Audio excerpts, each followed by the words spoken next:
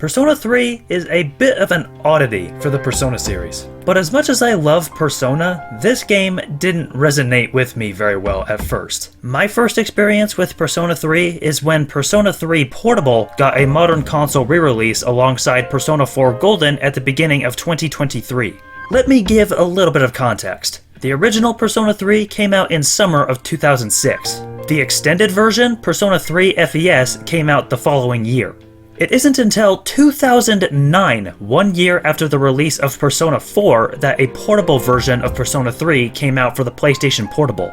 However, the PSP wasn't powerful enough to handle the full game of Persona 3 FES, so Atlus had to make a few changes to the game to make sure that it was compatible with the hardware. They reduced the daily life activities to point-and-click environments and cutscenes play out like a visual novel. The sound quality was significantly worse, and they completely cut out the extended chapter from FES. Oh, but let's add a female playable character. Bam, Persona 3 Portable. Two things. One, in the comments of my Persona 5 video, someone suggested that I play FES before Reload came out. But I never grew up with a PlayStation 2. I've had a Nintendo 64 ever since I was born, and when I was like 4 or 5, I had a GameCube for about a year until it somehow mysteriously disappeared. Then the next console that my family got was the Nintendo Wii when I was 8. I don't really want to buy a PlayStation 2 just to play Persona 3, and I don't really want to play it on an emulator either. I prefer playing games in their purest form as much as possible.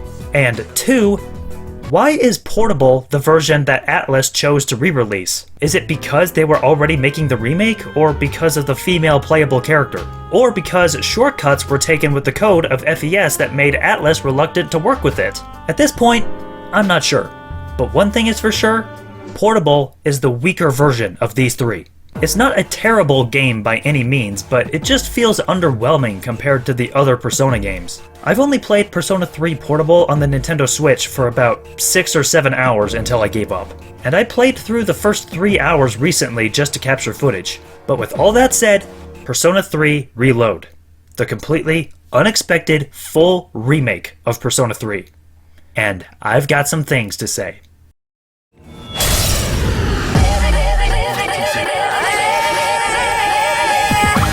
Just a few months ago, in February, Atlus released a full remake of Persona 3. This game completely retains the same story and gameplay of the original, while providing it with a completely modern look, and adding a few quality of life changes that makes it more accessible to modern audiences, but still providing quite a bit of a challenge. And this remake is incredible. It's amazing how Atlus kept the main core gameplay elements of the original and completely rebuilt everything around it. Like a love letter that no one expected, but welcomes wholeheartedly. Starting with the combat, Persona 3 Reload's battles keeps everything from the original, and for someone like me that never touched Persona 3 until about a year ago, everything is similar to Persona 4, which I have played prior, but with its own unique twists and difficulty. The only real difference is that Persona 3 has 3 separate types of physical damage: Slash, Strike, and Pierce, with each individual character specializing in one form of physical damage. And there are different kinds of enemies with different strengths and weaknesses to each, as well as elemental damage. I would consider Persona 3's battles as just solid. Nothing spectacular, nothing incredible, nothing we haven't seen before. Just solid. I don't want to go too into depth about the battles though, since I've already done videos on Persona 4 and 5, and I'd just be repeating myself. So I'm just going to talk about one major battle element that's separate from 4 and 5, and something that was never in the original Persona 3, FES, or Portable. And that's the Theurgies. Theurgies are similar to the paired attacks in Persona 4 and the show times in Persona 5 Royal, only they don't happen at random and can be performed at any time when a character's Theurgy gauge fills up. They are flashy and incredibly powerful moves that ignore resistances or deal major buffs during battles. The Theurgy gauge fills up a small amount every turn, but they fill up faster when specific characters do specific things. Like whenever the protagonist uses a Persona skill, every time Yukari uses a healing skill, every time Akihiko deals physical damage, etc. It's a nice gameplay change that individualizes every character's specializations in battle. And it's the Theurgy system that made me use the Persona fusion mechanic more often in this game compared to 4 and 5. because the more personas you fuse, the more different kinds of theurgies that the protagonist can use, which was super helpful, especially near the endgame when I fused together Hellel and Satan, unlocking the theurgy Armageddon. This theurgy is incredibly powerful. It can take out even the Reaper in one hit. There is a drawback to it though. Using this theurgy also brings the protagonist's HP and SP bars down to 1. So before you go dungeon crawling and you intend to use Armageddon, I'd make sure that I have plenty of healing items on hand. In fact, that's another thing that Persona 3 does well. Dungeon crawling. You know how in Persona 4 and 5 there are like 9 dungeons throughout the course of the game? Well, in Persona 3, there's technically only one, and it's massive. Tartarus, which appears in place of Gekukan High School when the clock strikes midnight, summoning the Dark Hour. And also, unlike Persona 4 and 5, dungeon crawling can only be done at night rather than the middle of the day. The ultimate endgame goal is to get to the top. Simple, but it goes throughout the course of the game for a reason. You can't just Mad Max your way through the whole thing in one night either, as there are barrier floors that can stop you from progressing until you progress the story to a certain point. And you know what? That's fine, because with how large Tartarus is, it makes sense that the game would stop you so that you can enjoy everything else the game has to offer. Tartarus is separated into floors, and every floor is randomly generated every time you enter it. No floor is the same layout whenever you revisit, minus the boss floors. I've stated in the past how I'm not a fan of the dungeons in Persona 4 due to them being randomly generated, but that was mostly in part of the side quests that involve finding a specific enemy and claiming an item that they're holding. I tolerate the dungeon crawling in Persona 3 way more, as none of the side quests are fetch quests that require finding specific enemies. Though I do prefer the dungeons in 5 way more because of how unique they are and actually have puzzles to solve in order to progress, similar to Zelda dungeons. But Persona 3 Reload feels just as fulfilling because every floor you pass means you inch ever so closer to your goal. And it all makes sense in the end. And now there's the elephant in the room. Have I mentioned how amazing this game looks? I mean, Persona 5 looks amazing on its own in terms of style and substance, but Persona 3 Reload beats Persona 5 in terms of graphical shaders and environments. Iconic locations from Gekukan High School to Iwatodai Dorm have been given the perfect modern touch. Especially how, even though this is a 2024 remake, everything in this game dates back to the mid-2000s, like CRT televisions and Razor flip phones. I especially love how much life breathes in all of the environments throughout the game, especially in Iwatodai Dorm. Enemies and characters have all been given the Persona 5 level of detail, from being greatly upgraded from their chibi-looking counterparts to well-made character models. All the characters look and sound how they should, but not just the graphics, but also the music has been greatly improved.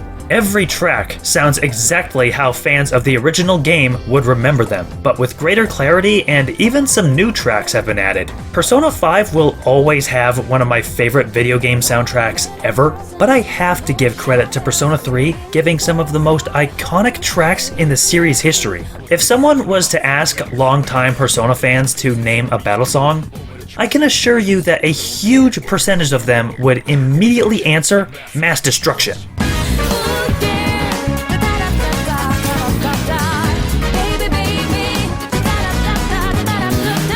And even the Iwatodai Dorm theme hits a lot of the same beats. Chill vibes, the nighttime of love, the sun and wine, any times to rise. Yeah, I'm down, sit back, relax to the sound that goes around, around, around, around, she said. Seriously, I couldn't think of a single track in the entire game that I dislike. Of course, everything else that defines a Persona game is here, from school life to taking a part-time job, taking a load off after school, or hanging out with friends. Hanging out with all these unique characters increases their social link ranks, and utilizing different shops in town or doing well in school will increase your social stats. And since dungeon crawling can only be done at night, a lot of the daytime activities are much more accessible and encouraged. I feel like every Persona game does a good job of developing the main character's relationship with his friends and their relationships with each other. And this game has some of the best party members out of any Persona game. And I'd even say the romance options are better here than in Persona 4, even though there are very few of them. But it does become obvious that some social links aren't as well written as others, and they end up feeling undercut in the end. And some characters don't even technically have social links, even though I feel like they should. Not to mention that the social links of your female party members can't start until very late points in the game, and you have to have a specific social stat maxed out for each one. I guess doesn't require any prerequisites, but the bigger sin is that her social link isn't available until the final month of the game. I appreciate that this is a remake that is faithful to the original, but I feel like they could have added more on the front of social links. Though the most unique thing about Persona 3 is the story. Persona 4 and 5 have amazing stories, but they also had their dark moments involving death and loss, and of course, some of the biggest scum of the earth. But Persona 3 leans into this even harder as it is the darkest story in the series. Death and loss is the overarching theme of the whole game, as every character experiences loss one way or another, making all the lighthearted moments much more cherished. And even some of the lighthearted parts of the game sneaks in a joke about death. Consider yourselves executed! It was nice knowing you. And all of this is backed by well-written characters. Persona 3 has possibly the most iconic characters in the series. They all have their own personalities, their own goals, and their own convictions for being here, wanting to be rid of the Dark Hour, even despite all of the few anime tropes and cliches. And I think that this is the only game in the series where the best character is actually the mascot character. Of course, you'd think that the mascot character is the animal sidekick, right? What a freaking badass! You are the coolest dog! But nope, the mascot character is actually a funny android that runs like Naruto. Aigis is by far the most fleshed out character in the whole game. From the start, she slowly goes from an android with typical robotic behavior to an individual that somehow begins to develop human feelings. And she's, oddly, one of the romance options. I have no idea how sex with a robot even works or why Aigis was built to even look like a high school age girl in the first place, but I guess we're doing this. I apologize in advance if I say something odd or make unusual noises. But how does Aigis get to that point? How much does not just Aigis, but all of the characters change from the beginning to the end? Well, you'll have to figure it out for yourself, because I refuse to spoil the story in this game. I know I have spoiled other games in the past, particularly Persona 5, but Persona 3 is the one game in the Persona series that I insist you go into blindly and ignore spoilers as much as possible. Even though Reload is a remake of an 18-year-old game at this point, it really is that good. So with all of this praise, is Reload the best way to play Persona 3? Well, if you own a PlayStation 2, I'd say that the original version is worth giving a try, but FES has more stuff in it. I haven't played it myself, but I've seen Let's Plays on YouTube and it looks really good. If price and accessibility is your focus, then I guess portable would be good, but like I said, it is the weaker version. But disregarding the lack of a Nintendo Switch release, Reload is just as accessible as portable.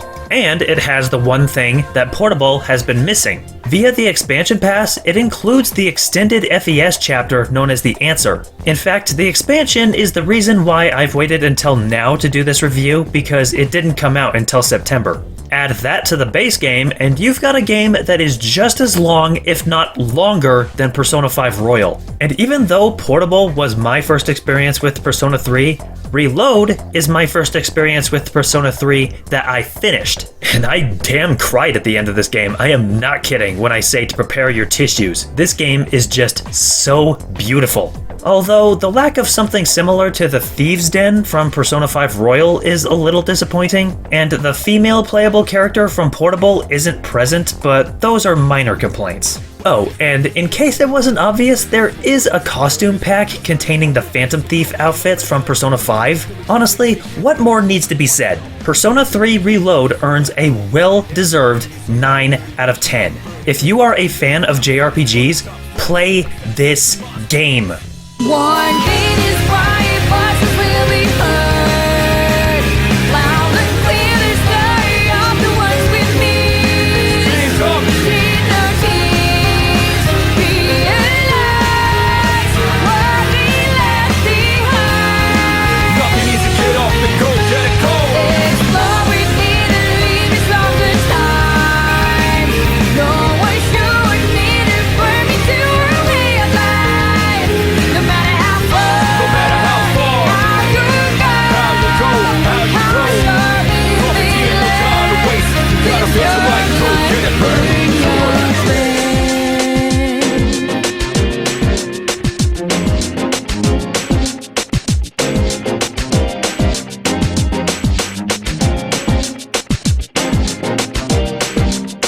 Bye.